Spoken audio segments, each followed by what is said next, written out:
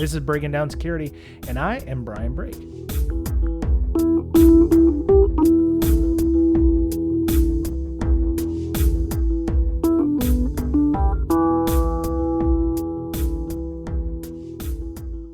Welcome back, listener. This is Brian and Miss Berlin for Berlining Down Security. I don't know. Are we changing it now? I guess we're gonna have to make the change permanent because I don't know that I don't like the sound of that though. Are you sure? Okay. Yeah, well, I'm not a big fan. Well, Mr. Betcher, he's late. He said, start without me. I will catch up. And I was like, all right, fine. So he must have something going on at work or a family issue or something. So, our BrakeSec here, we care about family first. So we hope he'll join us in the very near future for the end of our interview. So, Ms. Berlin, you were on another podcast this week. I'm sorry. No. I keep doing this to you, breaking your heart every time. No, it's breaking your heart when I go on Bill's podcast. No, it's fine. Yeah, no, really. Right. No, I've never heard that before. No, it's okay. No. It's fine. I'm fine. Yeah, I'm fine. It's right. okay. Yeah. Anybody says that to you, it ain't fine. No, I'm just kidding. No, so you actually went on Paul Security Weekly. I did with Lee. Okay, so I've listened to Paul Security Weekly from episode 1 all the way up to, fairly recently. And it was one of the first podcasts I ever listened to. So that's a big deal. Good. Yeah, congratulations. I was really super happy. They were great. It was nice how they kept the questions flowing, because I was worried that it would be like weird, awkward silence, because we didn't really have like a list of things that we sent them to like talk about. Does that normally happen for them? Do they get a list of questions? And I don't know. Like I've had that with other podcasts where they're like, oh well, here like we do. We have the show notes beforehand that everybody gets. Right. Or like, yeah, like when I did the O'Reilly one, like they had a list of things that we would talk about beforehand, and it was like with other interviews and stuff. I've had that. Yeah. Well, we have a loose agenda. I mean, we don't have anything cut and dried. Yeah. Right.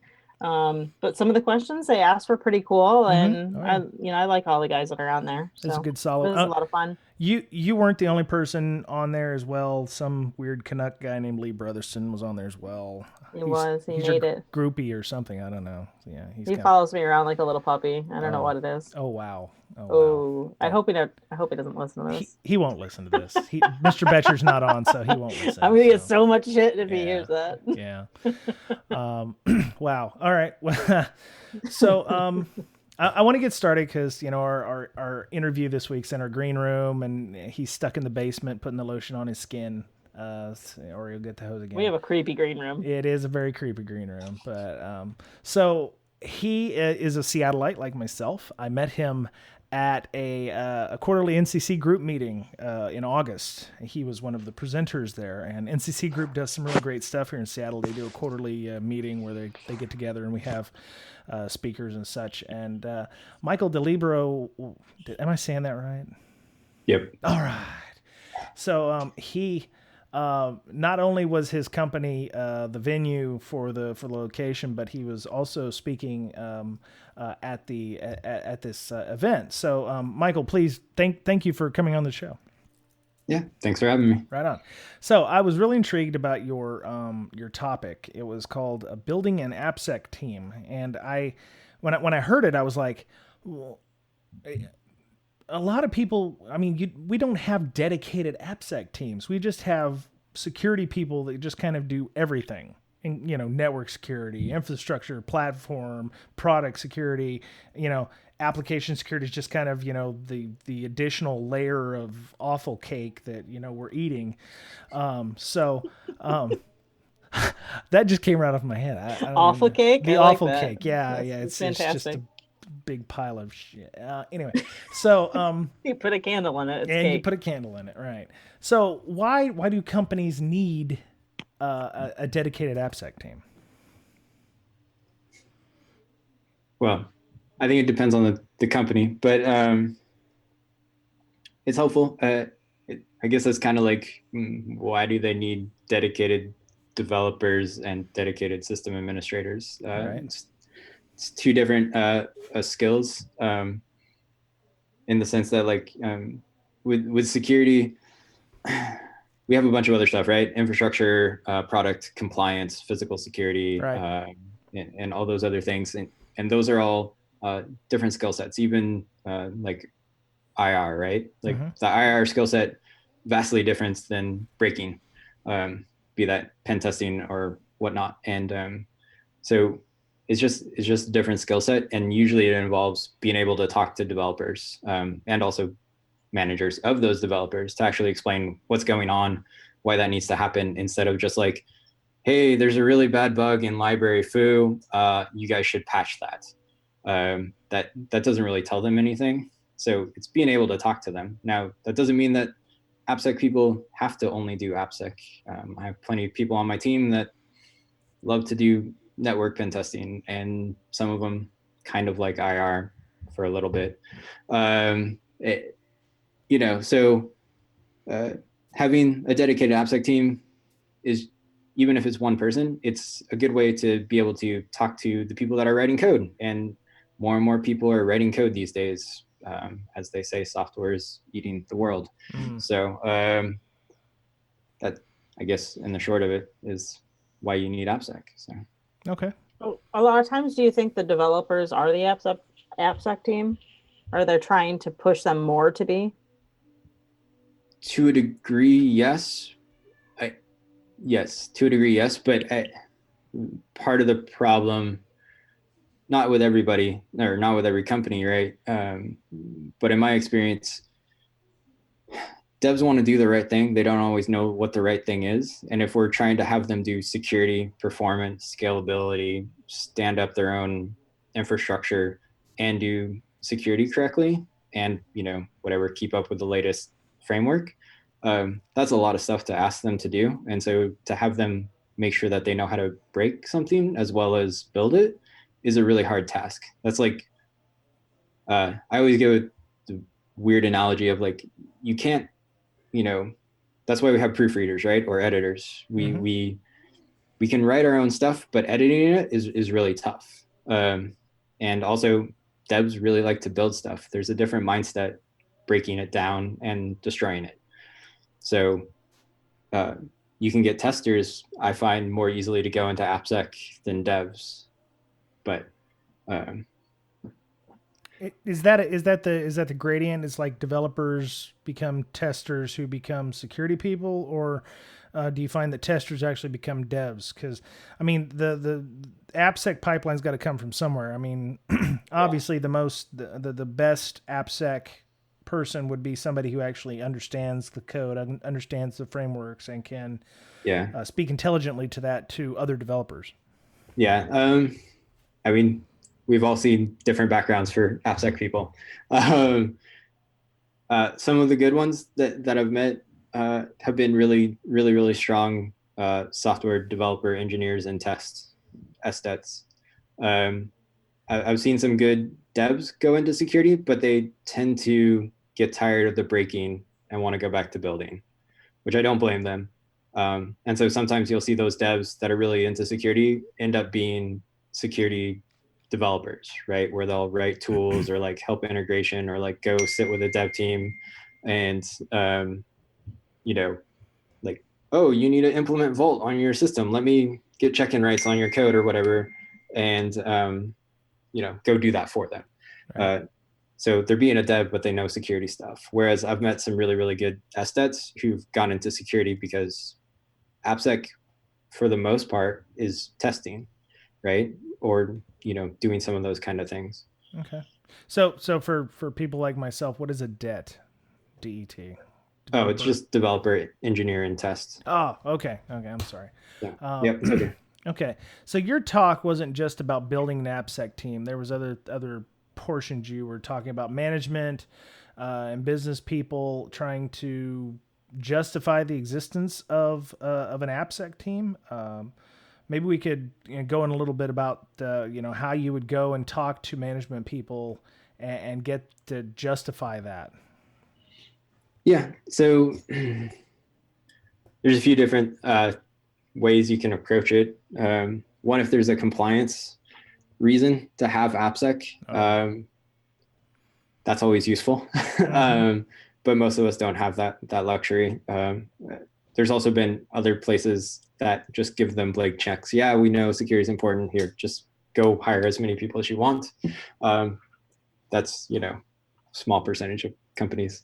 The way I usually approach it is kind of a cost relation to the company, because most companies are driven by cost to some degree. So say we need to get certain amount tested, or if you say, oh, why do I even need testing? Well, if we have one or two bugs that are really bad and really public, it's going to cost the company whatever you want to throw out as a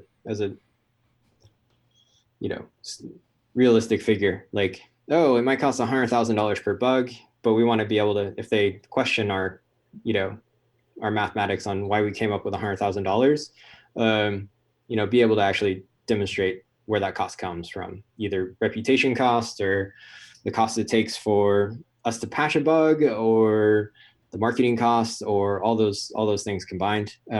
So at that point, you can start to scale up at that and go, okay, cool. If we have 2 bad bugs this year, or historically we had 2 or 3 bad bugs that got publicly disclosed, or our site got defaced, that was like $300,000.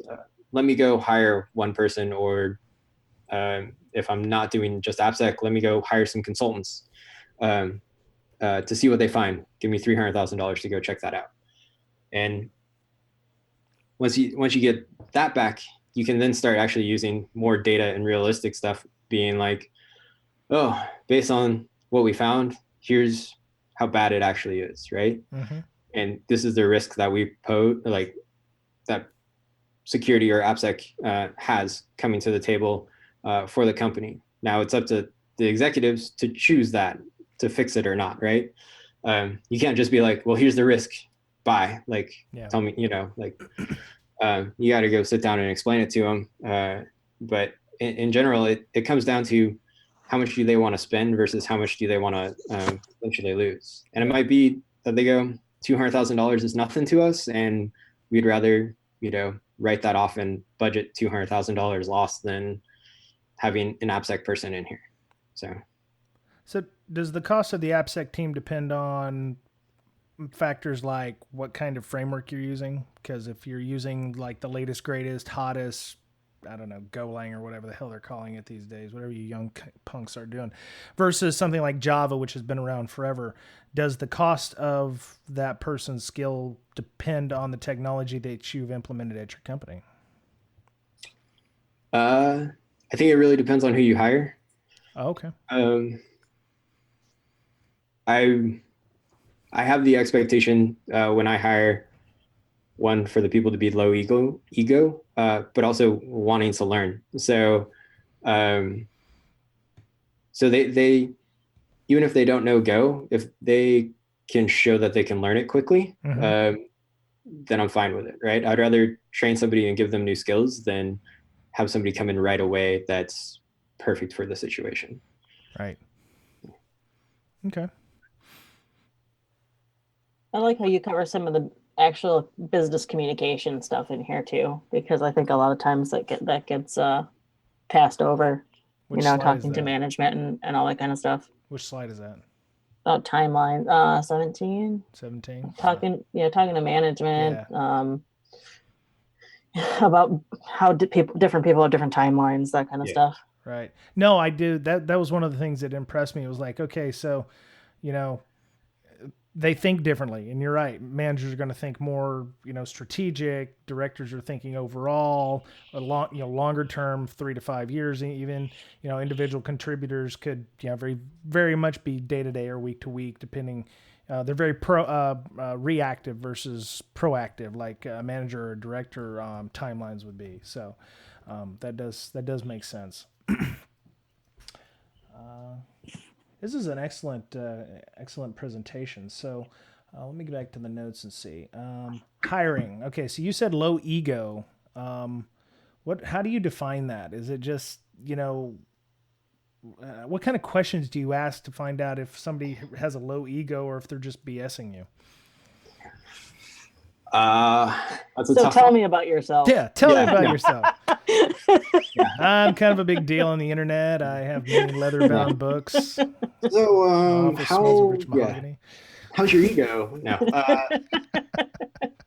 Um, uh, I have a historically super low ego, slash I think really poorly of myself, hence my Twitter handle. Okay.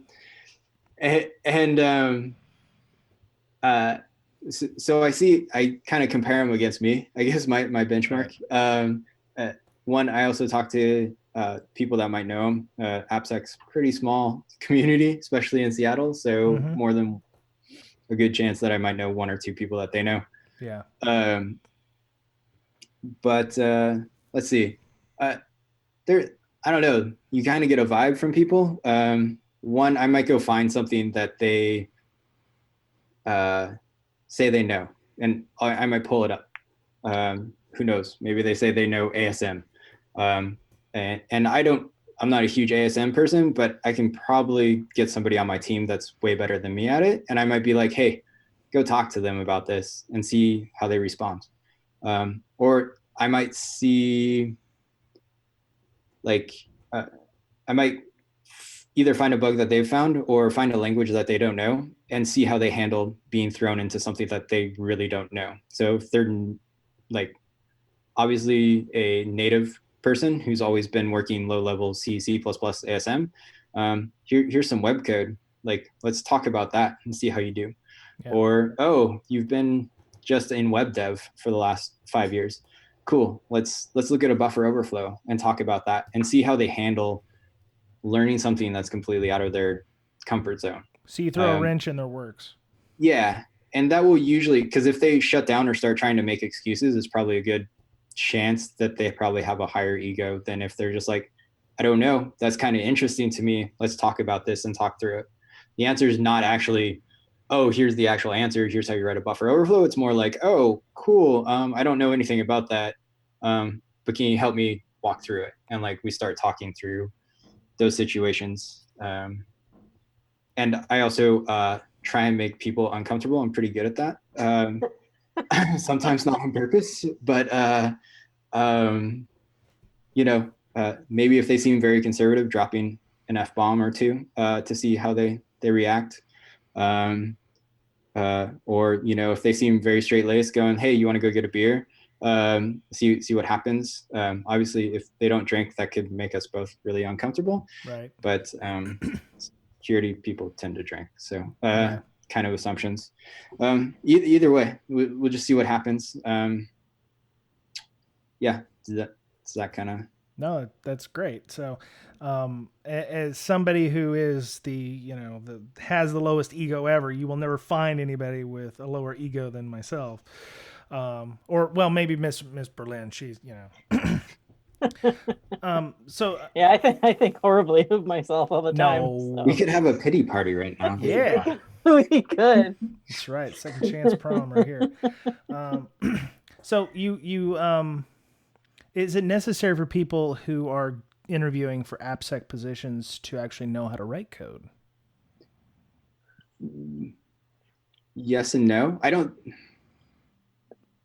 Because, I mean, it would seem like if you're trying to find these vulnerabilities, there's an understanding of the code that's needed and being able to feel comfortable looking at code like this. So I would imagine they should at least have some kind of rudimentary GitHub or something available, right? Yeah. It depends. Like, once again, it depends on the level that you're hiring onto. Senior people and even intermediate people, yes. They don't have to be the world's best dev. I don't expect that. Mm-hmm. But junior people or like interns, maybe they don't know how to write code. Let's get them in. I have had people on my team, or I do have people on my team that don't really know how to code, and we're working on building up that skill. So their level of testing, maybe not like as up to like where I want them to be in a few years' time, but that's fine. They're still finding bugs. And we can bring them up to speed. And I've also seen people who know how to write code and have failed in AppSec because we often make the assumption that if you know how to write code, you know how to do software development, which are two different skills. Okay. All right. Ms. Berlin, do you have any questions? Not. Because this is your show. This is your show, by the way. I know. I feel like I'm put on the spot now. Yeah. So how's that ego? No, I don't know. All right. Well, we'll think of some. I'm gonna go down to. Yeah, I was reading through the slides and notes and everything. Okay, so you've got here web apps versus more traditional apps. You're talking about how the release cycles differ, but with things like Agile and with most applications that I know of, you always have a web component in your application these days. So, how is having a web app versus a more traditional app, make it different for an AppSec team? But I think the threats can be different on both of them. Like take fuzzing, right? If we fuzz against an API, that interaction in your fuzzing is going to be very, very different than if you're fuzzing a traditional desktop app. Mm-hmm. The different types of bugs, different types of crashes that you're going to expect, even the fuzzing instrumentation is going to be vastly different. Like instrumenting your API is way different than instrumenting function calls on a native application, or one that parses file formats, right? Yeah. Because take a web app and say we're looking at something like Word, right? Fuzzing Word could be just throwing Word documents at it and seeing what bombs out and crashes, and then collecting that with the crash. And so, but if you do that with a web app, they're probably not fuzzing, or they're probably not parsing Word, hopefully, on the same web server that receives the Word document. And so you now have a whole different attack chain, right? Where you have to see how the file's saved. So that's a different type of fuzzing than actually how it's actually parsing it. Okay, so now we're going to break up our fuzzing into 2 or 3 different ways, and figuring out how to do that with the app teams is very, very different. So I think there's just different complexities on it, but release cycle, desktop apps kind of release a little slower these days than web apps, but there's a lot of overlap, but there's also a lot of different attacks, right? You take a web app, you're usually not opening up process.mon and seeing what's happening on the native system. If you have a native application, you're probably not using a browser to exercise the functionality. Right. Or writing scripts. Well, usually writing scripts, but you're right. I mean, I was just thinking about it here. I'm like, I've never not worked at a place that didn't have some kind of web application front end. Everything has had a web front end with an application layer with a database.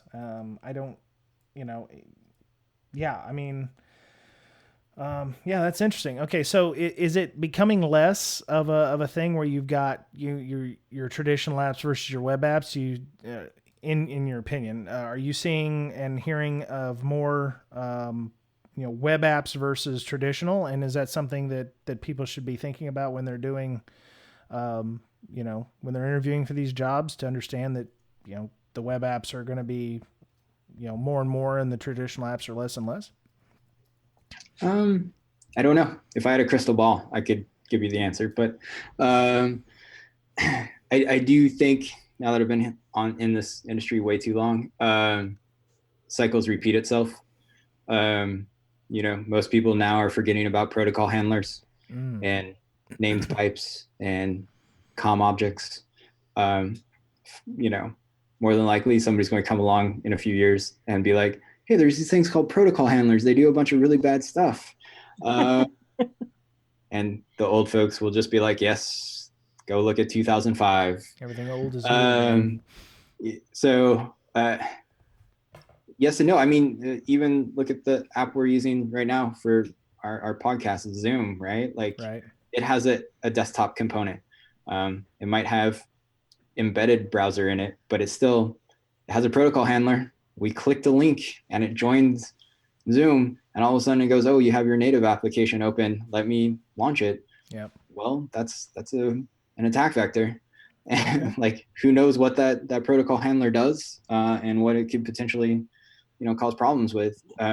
So yes and no. It's always a pendulum, right? It goes back and forth between native and web apps all the time. So okay. And I feel like I've definitely seen more web apps over the last, I don't know, 3 or 4 years than prior. I think it's just more common because people want the accessibility. Yeah. Well, and there are like a lot of APIs and stuff like that, but there's also a lot of mobile apps, right? And mobile apps are kind of close to native apps, slightly different, but not too. And, and we'd say like mobile app testing is different than web app testing, because it is. So for companies that have web apps and mobile apps in this case, do you believe that they're a little more mature because they are employing security personnel? Or is that, because, I mean, you wouldn't hire necessarily a security team for like a Word app. I know Microsoft has a security team, but let's say you're developing the next great word processor. Would your company go, yes, we probably need to get some security people in here versus, new e-commerce website, with brand new web app front end, and they're like, dang, we need to get security in here. It seems to me that the web app folks are a little more mature and more knowledgeable with regards to security because they've seen and heard breaches with, and web apps cause way more damage money-wise than your traditional Word application program. Am I wrong in that thinking, in that line of thinking? Well, we can send you some nice malware onto your Word, and you can tell me how you feel about that. But okay, nope, that's absolutely true. Yes. It's hard to know. I have noticed that a lot of the newer devs are ones that are in web app tend to understand security a little bit better. We'll bring it up and we'll be like, oh, XSS, da da da da. I think the reason for that is one, those are talked about a little bit more, but also they're a lot more they're pretty easy to demonstrate. Right. Like, hey, you found this XSS. Oh, check this out. Go to this page, or like click on this link, and all of a sudden, bad stuff happens to you. Whereas most devs, even if they've been around for a while, have never seen, like a Word proof of concept bug that causes remote code execution, or anything else. Like, shouldn't pick on Word. Or an Outlook or like a mail client, right? Like most of them haven't seen a mail client crash and they get owned. That's not that common because the skill to do that is a lot tougher. Yeah. Okay. And also going back to like the native versus web app stuff, I will say that there's a lot of native web app overlap in the sense that a lot of the bigger systems have processing backends that do a lot of stuff that a native app would. So you still need that level of testing or knowledge to dig in on that. Okay. I'm going to add something here on the show notes. Miss Mandy, do you have any thoughts or questions so far? Nope. Okay. So, all right. So let's move on down the notes here. If you have an existing security team, how easily is it to augment into an AppSec team? How easy is it to shift that focus, or do you have to actually bring additional people in? Does it depend on how many people you have in the team? I think it depends on the people you have on the team and the skill set of that current team. Because a lot of times you think security team as defense, not necessarily an internal offense. Yeah, and some AppSec's also a lot of defense, but different than like I wrote a firewall, right? Or set up a firewall. Right.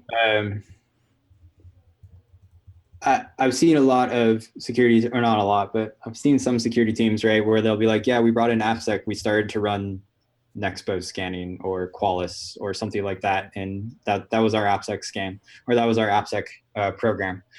And, we hired in a consultant. Yeah. And if that's what they're good with for their risk profile, then cool. I've had other people who have had some background in doing like penetration testing, like web app level, and kind of tested it enough and was like, oh, this is really bad. I need to bring some people in, or people who've been around long enough to understand the value of AppSec. So they just bring them in. So it really depends. And it also, sometimes you'll get consultants that suggest, oh, you need AppSec people. But then that comes with the question of who's your first AppSec hire for the company, and if you don't know AppSec, how do you make sure that the AppSec person's a good AppSec person versus a good security person, which is another tough ball of wax. Well, okay, let's discuss that. So you just said what makes him a good AppSec person. Is it he does pen testing, or red teaming, and he can show them these vulnerabilities, or is it just somebody who can go in and talk to developers about their code, or is it somebody who can advise them on, hey, our scanner has found cross-site scripting on your site. I've been able to actually take the example from the scanner, and here's what I've got. Oh yeah, by the way, here's Burp. Learn how to use Burp, and it'll help you guys so that I don't have to, come back here and keep telling you this. Is it an education role where, we just try to, give them guardrails instead of, trying to get in their way of development? Because I know a lot of developers are on a very tight schedule. They fail forward a lot, and the last thing they need is for you to go, well, your stuff's full of bugs and all that. So, what is like you said, what is a good first AppSec person if, or could you just, say, hey, Mr. Dev, you're in this particular barrel this week, and you're not going to be doing coding for the next 2 weeks. It's a good way to get a dev to fire or quit.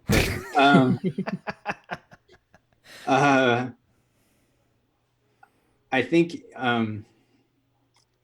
it's tough, right? So I would say the first AppSec person should be a more generalist person than anything. So they might not be like super elite person that can, like find all the bugs. Mm-hmm. But they should also be able to do testing, whatever that may be, code assisted or black box pen testing. But they should also be able to sit down with devs once those bugs were found and explain the problems. They might also need to go and give some education, do some presentations, sit down with testers or devs if they have a testing department, awesome, and work with them. And also potentially write some tools if they need to, or integrate with some tools like, oh, you guys, there's no way I can test 1,000 apps.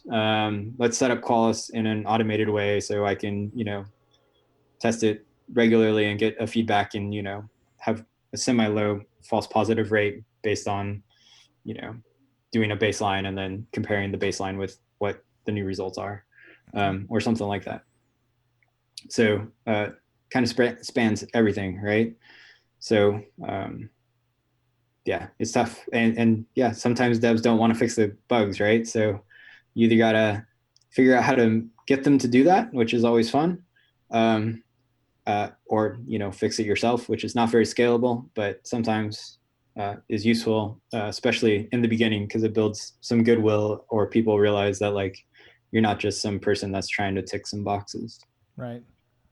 So Miss Amanda, she worked in MSSP before her current joint she's working at now, but and like me, I'm sure she's investigated a lot of third-party applications to help augment the process, or to be able to prove in many ways that there are vulnerabilities. How important are code analysis and, whether it be static or dynamic, to developers, and how should the teams leverage these things when they're using those? And are they worth the value even? Because I used to be an automatic no on that.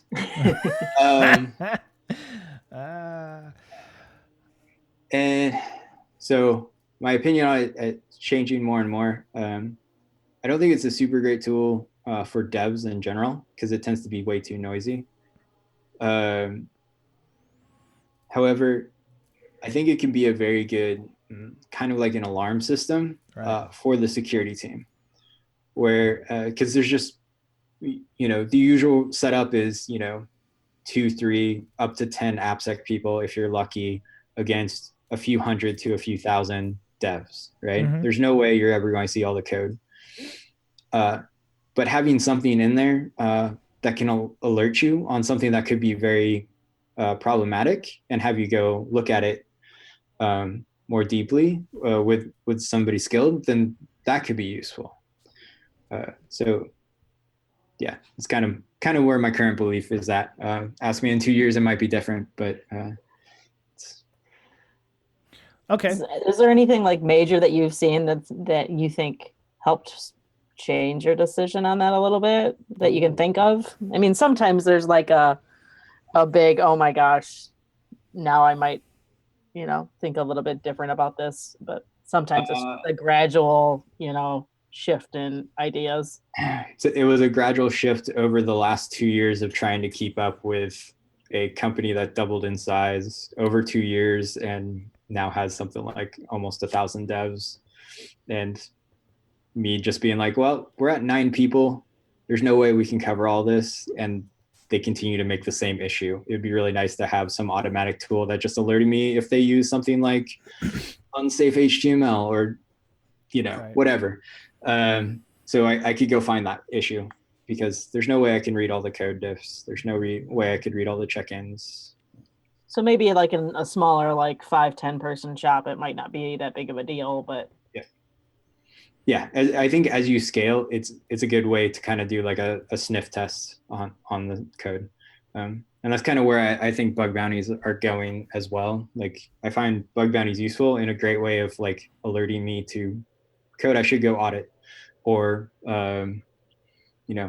systemic issues across the whole organization. But your bug bounty, you're talking about stuff that's already in production, right? So I mean, the proverbial horse is out of the barn, if you will. So that bug is already out there. So if somebody's found a way to do remote code exec, that's like a drop everything, fix it now kind of a deal, right? Yeah, but usually it's not that bad, right? Like most of the people that do bug bounties aren't going to be finding RCEs.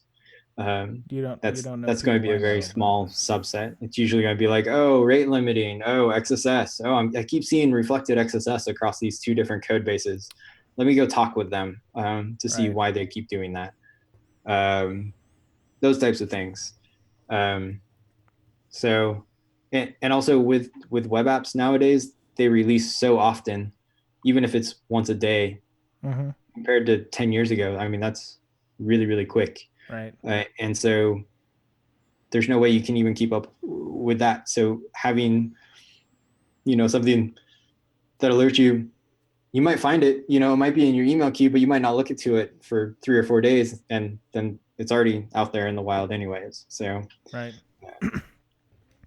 So so you said you have 1,000 developers, you've got 9 people in your shop. Has the role of the AppSec team for you guys become one of educating the developers against these things to kind of head a lot of this off? We're going down that path. Like a lot of devs, and it might not be 1,000, it might be like 800, but whatever. It's a lot of devs compared to how many people we have. It's still a lot of freaking devs. There's a subset of devs that are really interested in security. They might not know everything about it, but they actually want to know about it. Sure. And so, yeah, there is a chunk where we are educating people and we're talking to them. But at the same time, a great way to educate them is to find bugs and then do a write-up and publicize that internally so people can learn from other people's mistakes. Don't want to, shame the people who wrote the bugs, but just be like, hey, here's this interesting issue. This is how we found it, and this is the problem. Here's some backstory on it. So then people can learn, because if you just tell people like, ooh, XSS, or, server-side request forgery, they might be like, that won't happen to me. But then if you show it in some issues, it hits home more, and so people start to understand it more, and then they also start to like find it interesting, and then they open up a communication with you, and so then you kind of build out those relationships, and so yeah. So you guys do like brown bags or something, or watch this video that may or may not suck, or do you guys create your own training, for instance? I would guess in a year we'll probably create our own training. We do some, not brown bags, but there's presentations that happen, and we just kind of insert ourselves into, we volunteer to do a presentation, like Nice. stuff like that. If we find a really bad bug, then we'll send out an email about it. We're a globally distributed team, or a company, so if we did brown bags, it would only hit 1/22 of the offices, so it wouldn't help too much. So we had to figure out other ways to make it spread out across the world. Mm-hmm. So you said you're spread out all over the world. Is your security team spread out all over the world too? Yeah, for the most part. Okay. So your developers are spread out all over the world. Do you have other than time zone issues, are there cultural issues with the way that development is done in other countries that makes it complicated for your AppSec team to work? Yes. Without saying anything too and bad. I don't mean that in a Yeah. negative way. I mean, it's like some cultures, it's like, you don't want to out somebody publicly because, they'll lose face or. So besides so each culture codes a little differently than every other one. They also communicate a lot differently. So that also adds another dynamic to it.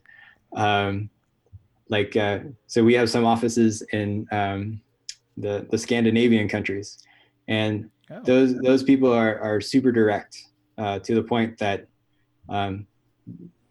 I've had some communications with them, and I thought I was being a complete mean person, and they were like just okay with it because that's how they communicate. Right. So their code can also kind of reflect that, to where like in the US we tend to think we might be a little bit better than we are. Just in general? Like San Francisco people might, be think a little better of themselves. And then in the Asian countries, they tend to, you tell them exactly they will produce exactly what you tell them that you want. Yes, yeah, definitely. I've come across that too. Very literal. Yes, very literal. And so that tends to create code that's not as well thought out, and just, this is the code that will work for your situation. Here you go. And then they kind of add onto it. So that kind of, and there's nothing wrong with that if that's what you're expecting when you go talk to them. Yeah, but if you're a poor communicator, yes. And you're not expecting that, with other people, that communication style might work, but with them, you might have to. Yeah. If you were like, oh, I found an XSS and alerts pop up, you might get a function back that just filters out the alert function. Wow. Okay. That's not what we wanted. That's what we asked for. Your vulnerability scanner crashes our application. Here's the code to fix the vulnerability scanner. Okay, I get that. Okay. Yeah. And then like in Europe, they spend a lot more time thinking, and they will not rush through it. And what you'll find is the code is pretty solid. Mm-hmm. But do not sometimes people will rush through it, right? Or will spend a lot of time, but their work days, they have a lot better work-life balance, quote unquote, than we might. Right. At 5 o'clock, they're usually done, which is perfectly fine. But it reflects in their code as well, to where it tends to be a little bit more thought out, and more yeah, you can tell they spend a little bit more time thinking about it. Cool. Yeah, because I mean, a lot of people who may not work for multinational organizations, they may not think that not only do you have to have a good AppSec team, but you also have to know how to communicate what you're wanting to the developers and what you're going to expect to get back from them, or, they may not answer email at all because that may not be in their culture to answer emails in a timely manner. Or, if you're expecting an 11 o'clock meeting with them, they may not show up until 11:15, or, it's some people are very punctual, some are not. So, I mean, you really have to understand the team that you're working with in addition to your own AppSec team. Yeah. A story I like to tell is I had one person on my team. He was working late over in Norway. It was like 10 p.m. or 11 p.m. And I was like, hey, stop working. And he thought I was firing him because I was like, oh no, stop working. But like Americans usually would be like, yeah, I know, stop working for the day. Yeah. But he thought I was firing him. And so I had to pedal back on that one. But I was like, yeah, no, I just meant like stop. It's late. Don't work so late. Yeah. So, but I mean, that's an easy communication if you're from a different country. Yeah. Do you find in communication standards that face-to-face is better than email for these things because you can get your point across better? Yes, in general, I think at least building up some level of face-to-face rapport with people is super important. Cool.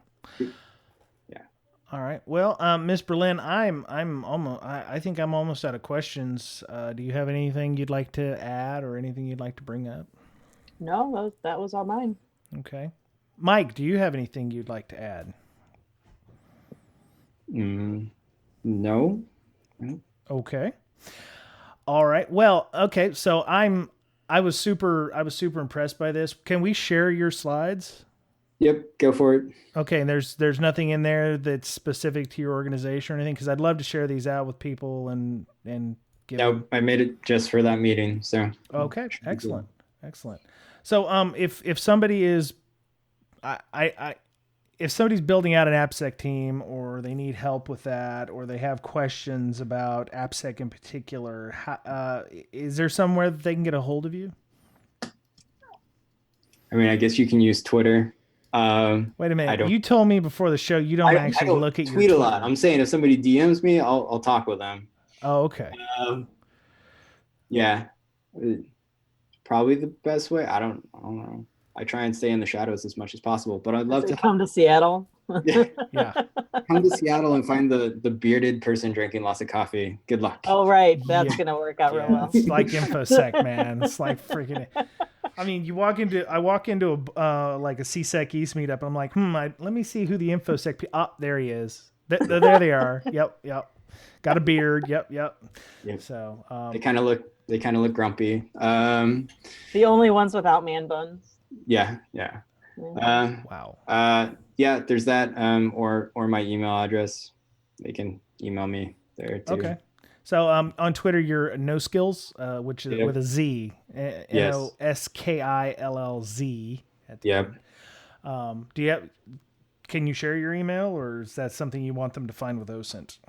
I don't care. It's M as in Mike, EDELI, B as in boy, ERO @gmail.com. Right on.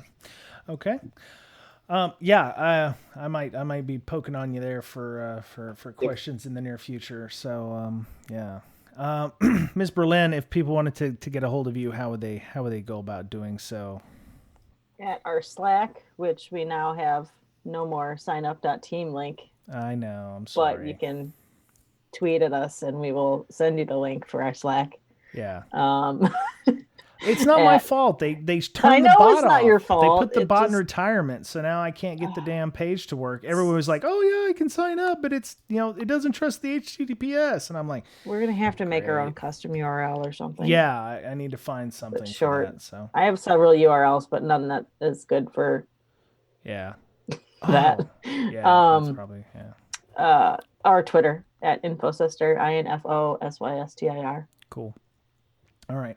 So Mr. Betcher, if he were here, he would tell you that you can follow him on Twitter, at BetcherPwned. His last name is BoeTTCHERPWNED. That's his handle. He's also the lead developer and I don't know, chief development officer. I don't know what he calls it. Yeah. Over at, oh crap. Head honcho. Yeah, he's really awesome over there at that company that he runs. LogMD. LogMD. Yes, thank you for saving me there. Oh my gosh. I know. I just completely drew a blank. I could see it, but I couldn't say it. Log-MD. And It's all right. He won't listen anyways. Anyway, so yeah, you can follow him on at LogMD, log-MD on Twitter as well. So BreakSec podcast at BreakSec, BRAKESEC. You can follow me personally at Bryan Brake, BRYANBRAKE. And yeah, we have a Slack, and there's a link in the show notes to the Slack channel invite. It's a goo.gl link, because the actual link to the invite is like 3,000 characters long. So you can join us there on Slack. We have about 275 odd active users and 800 people total signed up. For some reason, they find it a lot useful. So yeah, we're we have a lot of tracks in there. We have OSINT tracks. We have one for PowerShell, one for Python, security architecture. Our malware one is going very well. Oh, speaking of malware, our class with Tyler Hudak's going really, really well. We've got about 20 people in there. So we'll be, the class is going every Monday, but it's a little late for everybody to sign up. So what we're going to do is put the videos out probably in mid-December so that other people can enjoy it. It's been a really great class, and I've learned quite a bit. So really great reverse engineering course teaching you all the basics about reverse engineering and unpacking malware. We're actually playing around with some malware right now. So, VMs are very helpful during that stuff. So, we're on TuneIn Radio app. We're on iTunes, Google Play Store. I'm trying to get us on Spotify, so anybody who listens to the Spotifys will be able to get on there and listen to our stuff. I did not know Spotify had podcasts. Yes, apparently everybody's on it except us. No. So it was in beta like 3-4 months ago, and then they picked it up, and I just noticed it was a destination on our Libsyn account. So it takes a couple weeks to populate that. So it's a lot like iTunes, so in that respect. So yeah, so we'll tell you when we're on Spotify, and we'll send out a link for that. So finally, thanks to all of our Patreon people. Thank you for your support. If you found value talking to Michael tonight, feel free to leave something in the tip jar. Buck is awesome and helps support the show and, allows us to, do training and, maintain the podcast and the website. So there you go. All right. Well, Mike, are you going to be speaking anywhere? I never did ask. I know we got a bunch of stuff going on up here in the Pacific Northwest. Are you going to be speaking anywhere else? Nope. Well, that was emphatic. All right. No, well, I'm looking for other speaking gigs. No, I'm just not. Nope. Yeah. See my note about staying in the shadows for the most part. Right, right. Okay, so people turn the lights on, you scatter back underneath the refrigerator. Yeah. Okay. I will talk if need be. It's not something I super ever aim to do. Bryan paid you to come on here, didn't he? No. No. Actually, he's got something to help me out with CSEC East. So yeah.